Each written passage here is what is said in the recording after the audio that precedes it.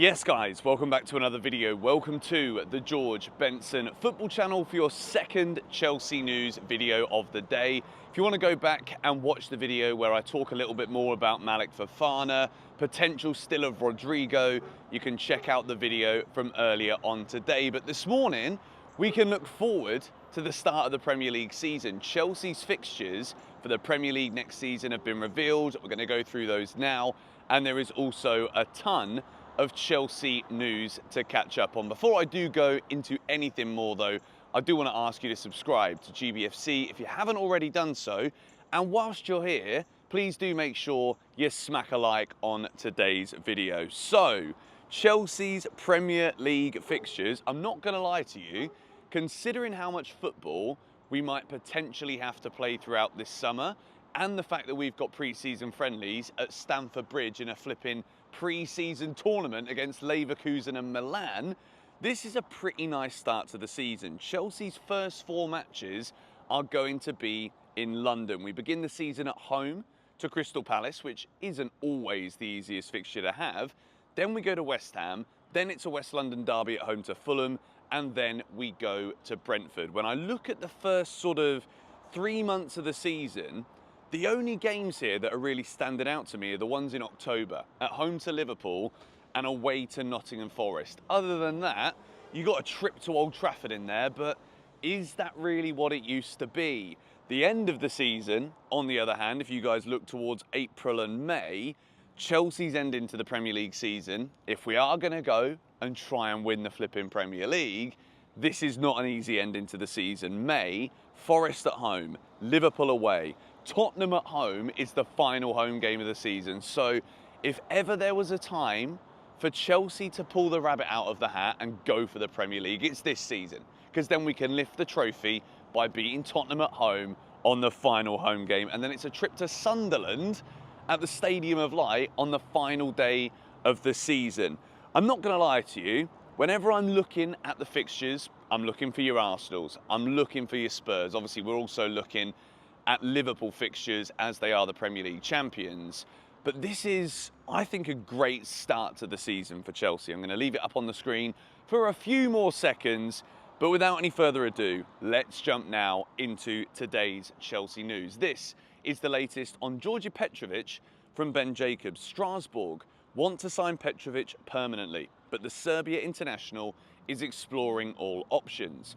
Chelsea and Petrovic have an agreement that he can leave for 30 million euros. That's about 25 million pounds, as previously reported. Petrovic also has an issue that needs resolving with his image rights. Unclear at this stage if this will delay his exit. So regarding Petrovic, okay, Chelsea are in a position here where I think what we've actually somehow managed to do is not sign the elite goalkeeper that we went for, and we are starting off again with Robert Sanchez, Jorgensen, and it looks to me as though the third choice keeper is still pretty much up for grabs. Is Penders going to stay and be a third choice goalkeeper? That makes absolutely zero sense in my mind whatsoever.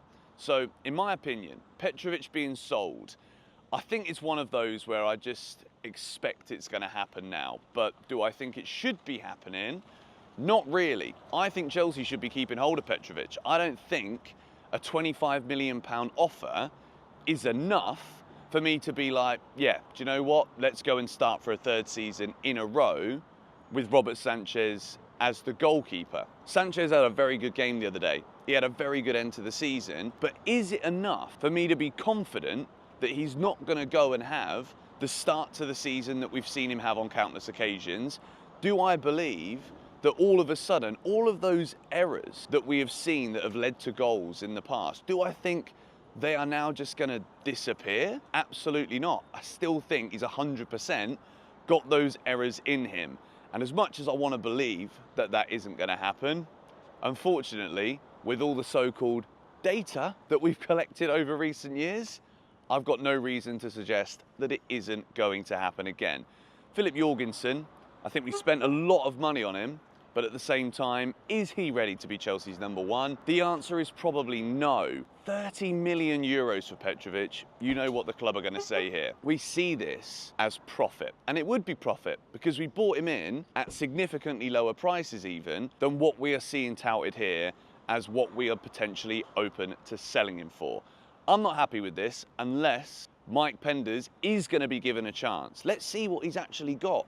Can he do it? Is he worth it? 19 years old is no age for a goalkeeper, but if he's got the ability, then why aren't we seeing him maybe at least trialled out here at some point during this Club World Cup? Or will we see it during the pre-season friendlies? By which point will we have enough time to be like, Mike Penders could be Chelsea's number one? I think there's a very weird situation going on here with the goalkeeper. Maybe it does mean that we are going back into the market for Mike Maignan. Let's move now into the next story of the day. Again, Ben Jacobs. Chelsea still prioritising a move for Jamie Gittens despite looking at other right-footed left wingers.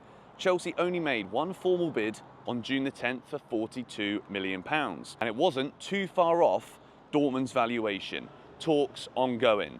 So there's also rumours here that Jamie Gittens, Dortmund want around 52 to 55 million pounds.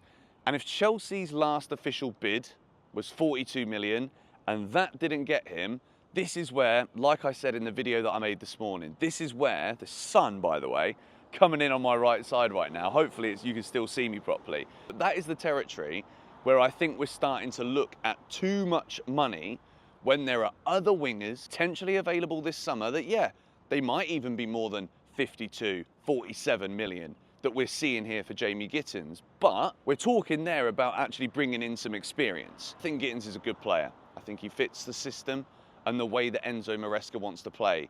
He wants a touchline winger and someone who is more than happy explosively to cut inside on that right foot. And Jamie Gittens absolutely does that. But I think Dortmund are fleecing us here. I think the price is absolutely astronomical for a player that's had one season at the top of his game, and even then, towards the second half of last season, Gittens was struggling. It's not easy to be a young player and be asked to put in 38 game seasons with Champions League on there as well. And remember, we have also got Champions League football to cope with next season. Let's move now into the next story of the day. Arsenal and Chelsea are monitoring Morgan Rogers' situation at Aston Villa very closely. Now, if you've seen the thumbnail of this video, you will also see that we have got Nicolas Jackson on there with a 60 million price tag. Morgan Rogers, I've said this to you guys, since we've kind of given up on the Osimhen to Chelsea thing, which that is well and truly over, Morgan Rogers is my dream Chelsea signing. When I think about what I loved about Liam Delap in that game against LAFC, something that I think we're going to see more and more of as this Club World Cup goes on, I think Delap instinctively has got more striker attributes than Nicolas Jackson. I really like Nicolas Jackson. I still think when he's deeper in the field, he can provide so much to this Chelsea team. I also am a firm believer that if you try Nicolas Jackson on the left wing, particularly now that we've not signed a left winger yet, that we've not registered a left winger, and we won't be able to for the upcoming games against Flamengo, against Tunis. If we sign Gittens, he can't be registered at all in this tournament. I want to see Jackson tried on the left wing.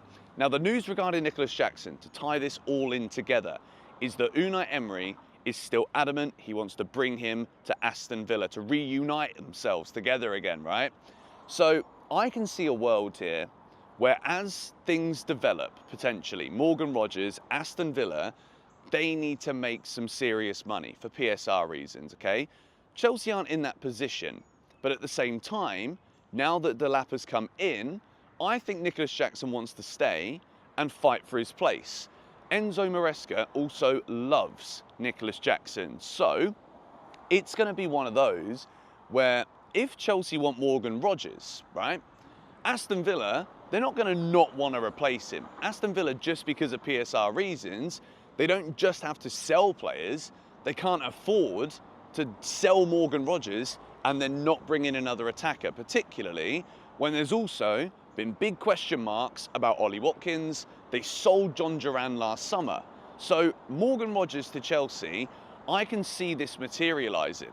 And I think when you look at the players that he knows in the Chelsea squad, I mean, everyone is talking about, oh, he was hanging out with Cole Palmer at the F1. Morgan Rogers knows a lot of players in the Chelsea setup. There's a lot of young English players in that Chelsea team that Rogers knows very well.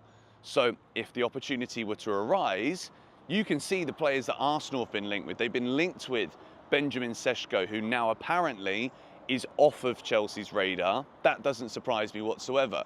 Arsenal have been linked to your Seshkos. They've been linked to your Victor Gyökeres's. They also want an outright winger. I don't think Morgan Rogers would fit in directly at Arsenal. The big question, and I know what a lot of people are saying about Rogers is, yeah, but he's not an outright left winger, and we need a left winger. I think Chelsea are going to be looking at signing an out-and-out left winger, someone like a Jamie Gittens, but then looking at more of a versatile attacking player. And it isn't just Morgan Rogers that is on the market this summer, but he would be my preference. Mohamed Kudus is also available from West Ham United. Chelsea are interested. The price points for both Kudus and Morgan Rogers. Kudus is going to be available for around £85 million. Now that is again territory where we're talking about astronomical sums of money. Chelsea are not going to be in a position in this transfer window where we can sign multiple £85 million players. So for me, what do I think is the better versatile signing? Mohamed Kudus. I think he would be better at operating across various different positions in that front line. Whereas Morgan Rogers, if you want to get the best out of Rogers, he would be a second 10 behind Cole Palmer. Because I'm not taking Cole Palmer out the Chelsea starting 11 for anybody. If I'm going to stand here, even though I love Morgan Rogers, I think he's brilliant at receiving the ball in tight spaces, turning, running with it. If there's a world that you can fit both of them in the team, blimey.